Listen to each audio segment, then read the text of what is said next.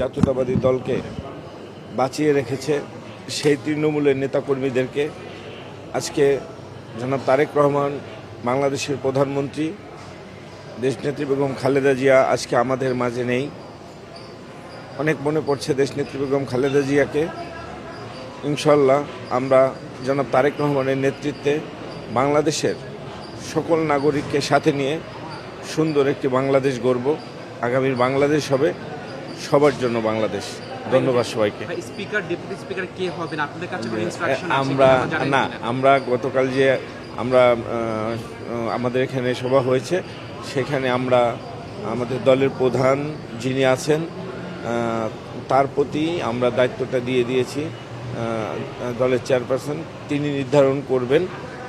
আমাদেরকে আজকেই আমরা এখন জানতে পারবো, আপনারাও জানতে পারবেন কে হচ্ছেন স্পিকার, ডেপুটি স্পিকার। সভাপতিত্ব কে করবেন সেটা কি জানতে পেরেছেন? জি না।